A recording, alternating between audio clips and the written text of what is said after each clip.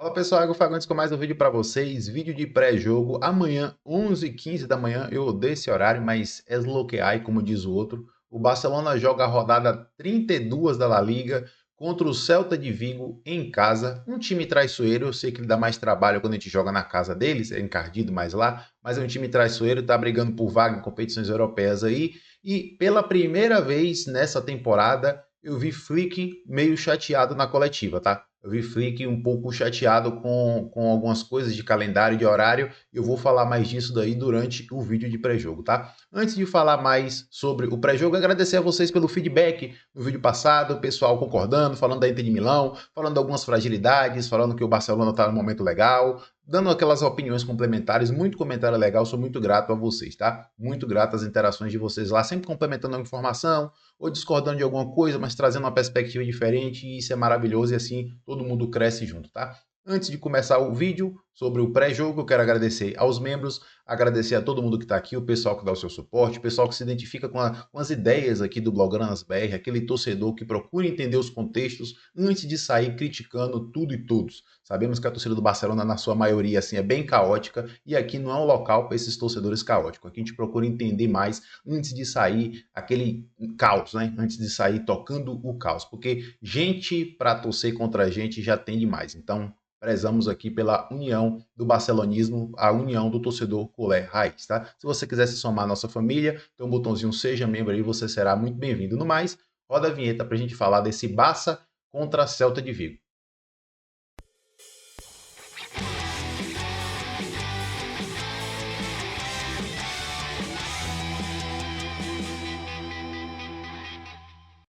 Pois é, pessoal, o jogo amanhã contra o Celta de Vigo, que talvez, se fosse num período normal de temporada, Celta de Vigo, fora da casa dele e tal, talvez seria um jogo mais simples para o Barcelona. A gente jogando em casa contra eles, a gente acaba se saindo melhor ali e tal, um time encardido, mas pela carga de minutos, pelas rotações, pelo desgaste da temporada, pela a hora que o jogo foi marcado para 11h15, aí não dá aquele tanto de descanso que o time gostaria de ter ou jogar nos horários, porque a gente é esporte de alto rendimento. Qualquer detalhe muda.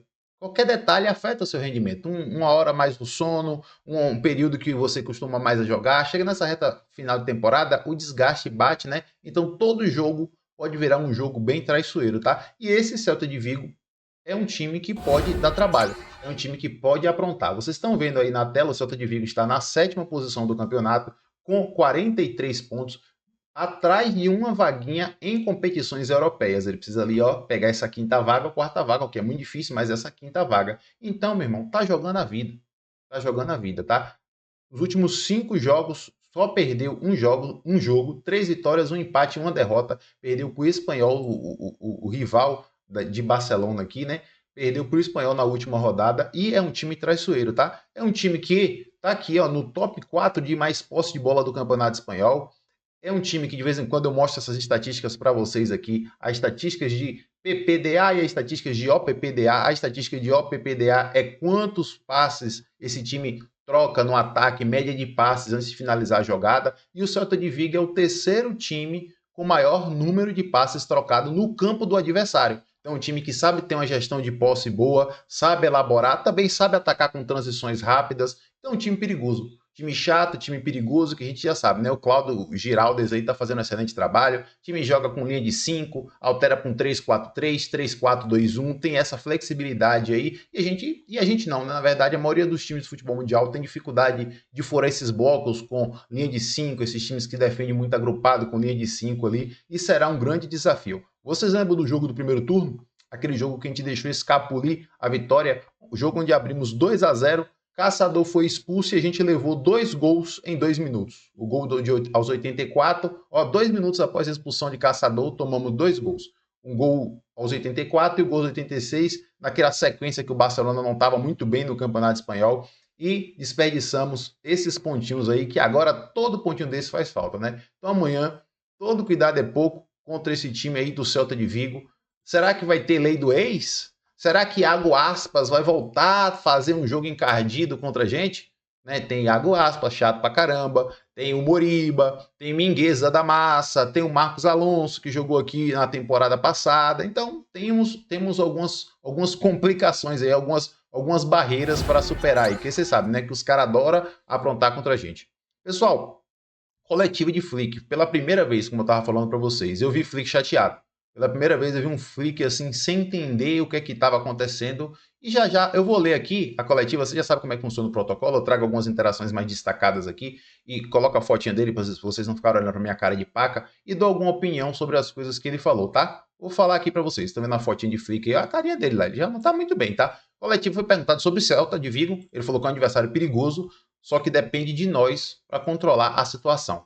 Falamos o que aconteceu em Dortmund com o time e sabemos o que precisamos fazer melhor. Perdemos a última partida, sim, perdemos, mas estamos na semifinal. O grande jogo que a gente fez na ida garantiu a nossa classificação. O time sabe o que precisa fazer amanhã e espero que mostre isso em campo. O que eu sempre peço para os jogadores é se entregarem 100%, se doar 100%. Mesmo que depois de 30 minutos de jogo você olhe para o banco e fala, mister, tô cansado, quero sair. Tudo bem, eu lhe tiro, não tem problema. O que importa é que naqueles 30 minutos, 10 minutos que você jogou, você entregou 100% e é isso que eu peço para os meus jogadores, tá? Aí veio o jornalista e fez aquela pergunta. Você sabe como é que funciona a mídia na Espanha, né? Já faz aquela pergunta maliciosa, né? Perguntou bem assim, o que aconteceu em Dortmund? É uma derrota pontual ou um toque de atenção para o time? Aí o Flick já ficou meio assim, tá entendendo? O Flick já lançou uma pergunta pro jornalista. Você sabe quantas partidas nós fizemos nas últimas semanas? Falando do calendário apertado, do calendário pegado, né? E aí ele começou a falar as coisas que incomodavam ele e num tom até um pouco mais sério. A gente vê um Flick mais brincalhão, um Flick mais conversando as coisas e de forma natural, tira até algumas risadas na coletiva, mas quando chegou essa pergunta, a gente viu o Flick mudar o semblante, tá? Vou até ler para vocês aqui o que foi que ele falou. Ele falou bem assim, ó, talvez a gente vai passar por essa mesma situação quando a gente for enfrentar a Inter de Milão.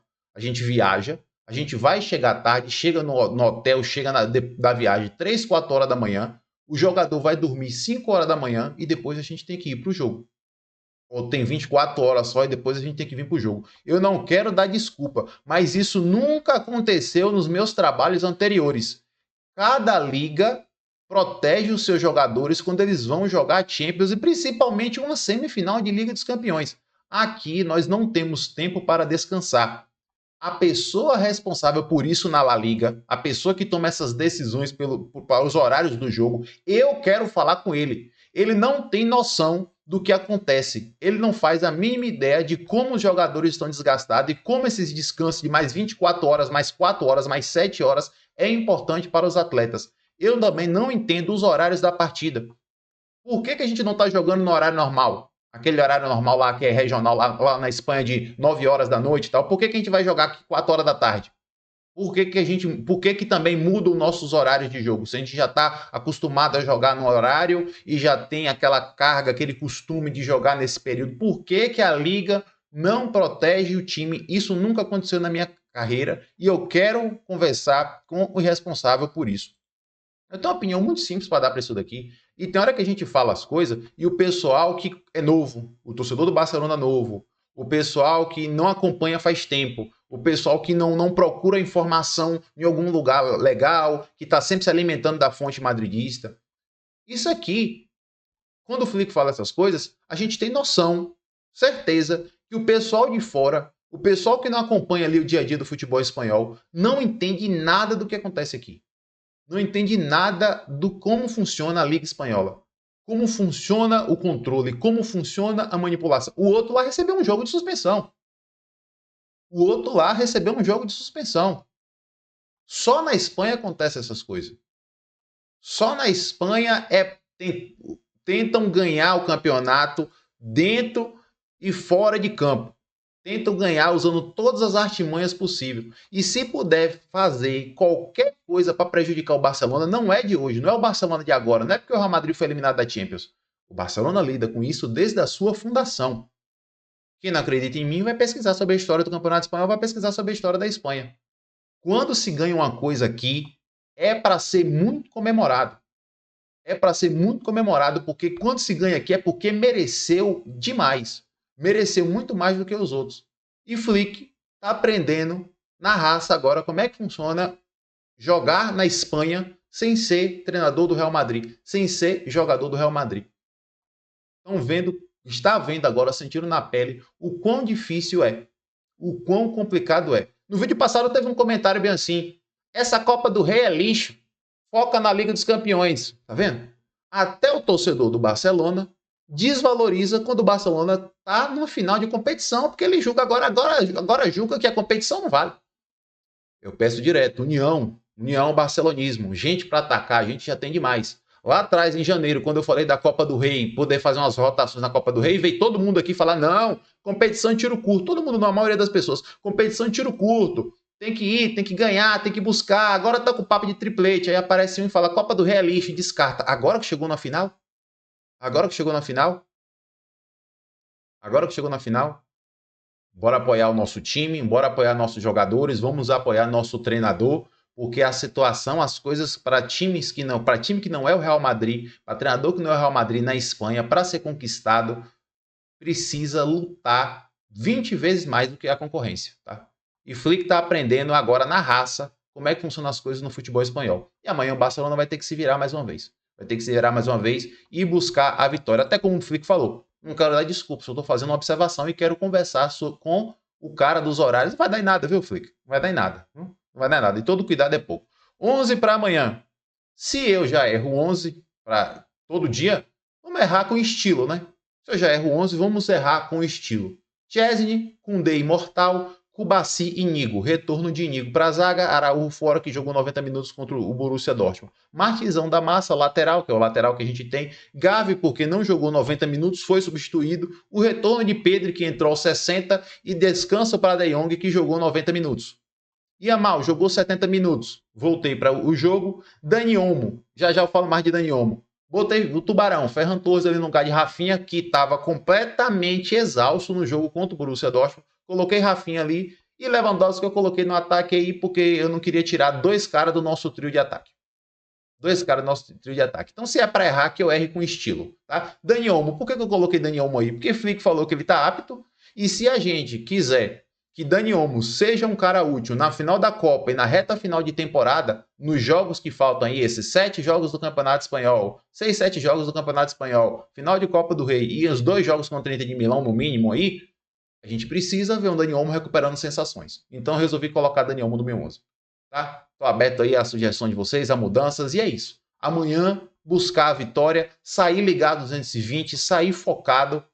A gente sabe que o jogo vai ser, o Celta de Vigo é um time encardido, tá? E como o Flick falou, quem entrar, entre e dê 100%, nem que seja 10, 20, 15 minutos e depois peça para sair. É isso. Entrar focado, entrar determinado e tentar superar as adversidades que aparecem no meio do caminho, tá? O espaço está aberto para vocês aqui, deixe nos comentários, deixe a opinião de vocês aqui sobre a escalação, sobre a coletiva de Flick, sobre as coisas que eu falei. E eu espero estar aqui amanhã fazendo um pós-jogo da vitória, que seria sensacional amanhã, esses 3 pontos contra o Celta de Vigo, tá? Valeu, pessoal. Até o próximo vídeo. Tchau, tchau.